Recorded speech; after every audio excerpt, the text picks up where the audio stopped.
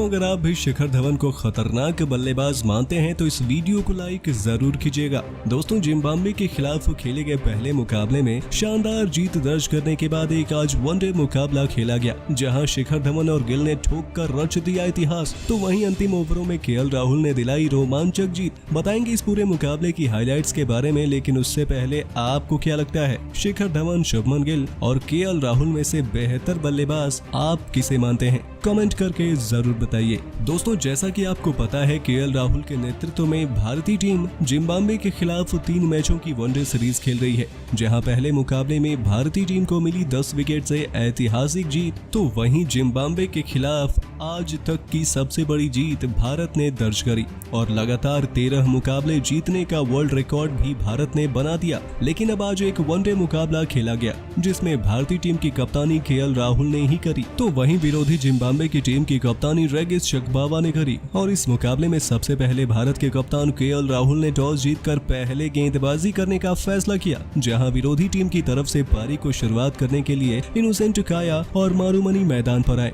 और दोनों ही बल्लेबाजों ने इस मुकाबले में शानदार शुरुआत दी, जहां दीपक चाहर और मोहम्मद सिराज जैसे खतरनाक गेंदबाजों के सामने दोनों बल्लेबाज पहले मुकाबले की तरह ही डट कर सामना कर रहे थे। लेकिन पहले मुकाबले में तो दोनों बल्लेबाजों ने धीमी शुरुआत देते हुए अपने विकेट जल्दी गंवा दिए थे, लेकिन यहाँ पर दोनों बल्लेबाजों ने मिलकर मोर्चा संभाला और पावर प्ले में 65 रन जोड़ दिए, जहां दोनों ही बल्लेबाज अर्धशतक के करीब पहुंच रहे थे और तकरीबन 122 रनों की साझेदारी को आखिरकार तोड़ने के लिए कप्तान केएल राहुल ने सबसे बड़ा बदलाव करते हुए अक्षर पटेल को गेंद थमाई और यहां भारतीय टीम को बहुत ही बड़ा फायदा हुआ। जी हां, अक्षर पटेल ने यहां पर अपनी करिश्माई गेंदबाजी से एक ही ओवर में दोनों बल्लेबाजों को अर्धशतक लगाने के बाद बैक टू बैक 2 गेंदों पर क्लीन बोल्ड कर दिया। जहां इनोसेंट काया 51 रन बनाकर क्लीन बोल्ड हुए, तो वहीं मारूमनी 53 रन बनाकर बोल्ड हो गए। लेकिन अब बल्लेबाजी करने के लिए माधवीर और विलियम आए, लेकिन जब कुलदीप यादव ने भयंकर गेंदबाजी करते हुए इन दोनों गेंदबाजों को ज्यादा देर टिकने नहीं दिया और बैक टू बैक अपने लगातार 2 ओवर में क्रमशः 4 और 6 के स्कोर पर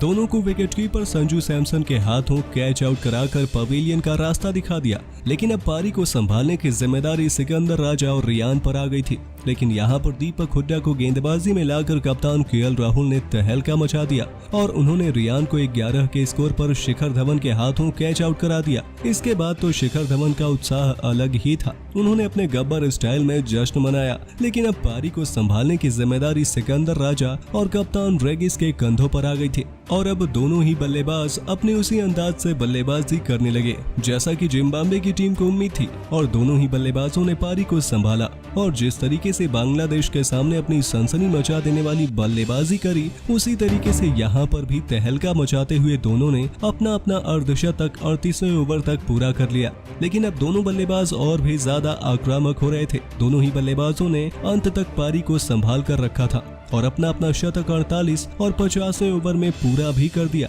जहां सिकंदर राजा 105 रन तो वहीं कप्तान ने 111 रनों की नाबाद पारी खेली और जिम्बाब्वे की टीम को संभालते हुए 336 रन 5 विकेट के नुकसान पर लाकर खड़ा कर दिया। लेकिन अब 337 रनों के लक्ष्य का पीछा करने के लिए भारतीय टीम को बहुत ही बेहतरीन शुरुआत की आवश्यकता थी और पारी को शुरू करने के लिए एक बार फिर भारतीय सलामी बल्लेबाज शिखर धवन और शुभमन गिल ने मोर्चा संभाल लिया और पिछले मुकाबले की तरह इस मुकाबले में भी शिखर धवन ने अपना खाता लगातार 2 चौकों के साथ खोला और दोनों ही बल्लेबाज शानदार बल्लेबाजी करने लगे और पावर प्ले में तो दोनों बल्लेबाजों ने तहलका मचाते हुए 60 रन बटोर लिए। लेकिन अब बल्लेबाज ज्यादा आक्रामक होने लगे थे, लेकिन फिर से दोनों बल्लेबाज धीमी गति से बल्लेबाजी करने लगे और दोनों ही खिलाड़ियों ने अपना अपना अर्धशतक 18वें ओवर तक पूरा कर लिया, जहां गिल 55 तो वहीं 65 गेंदों पर शिखर धवन ने पूरा किया और इसके बाद भी दोनों बल्लेबाजों ने पारी को संभाल कर रखा और 35 ओवर तक 215 रनों की रिकॉर्ड साझेदारी करी।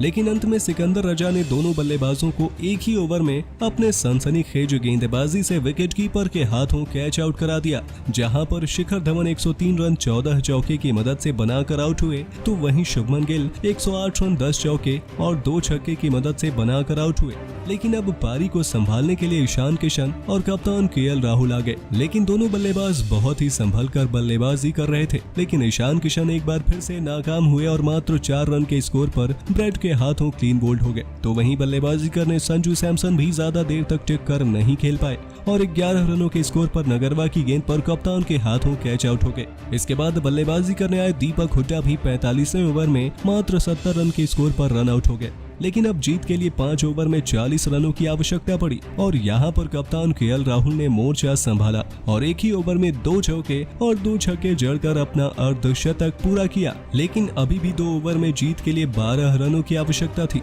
और यहाँ पर अक्षर पटेल भी 3 रन के स्कोर पर रन आउट हो गए और दीपक चाहर पहली ही गेंद पर सिकंदर रजा के हाथों कॉट एंड बोल्ड हो गए और ओवर में मात्र 4 रन आए। लेकिन अंतिम ओवर में 8 रनों की आवश्यकता पड़ी तो केएल राहुल ने अपनी 4 गेंदों में ही मुकाबले में लगातार 2 चौके लगाकर मुकाबला पूरी तरीके से खत्म कर दिया और केएल राहुल की नाबाद 70 रनों की पारी ने भारतीय टीम को अंतिम समय में जीत दिलाई और अभ्यास मुकाबले को देखकर भारतीय टीम मैनेजमेंट काफी ज्यादा खुश हुआ और दूसरे मुकाबले में जीतने की उम्मीद भारत की बढ़ गई है। तो दोस्तों, आपको क्या लगता है, भारतीय टीम की तरफ से दूसरे मुकाबले में दोनों सलामी बल्लेबाज शतक लगा पाएंगे या नहीं? अपनी राय कमेंट करके जरूर बताइए और ऐसे ही शानदार खबरों के लिए हमारे YouTube चैनल को सब्सक्राइब करना बिल्कुल ना भूलें।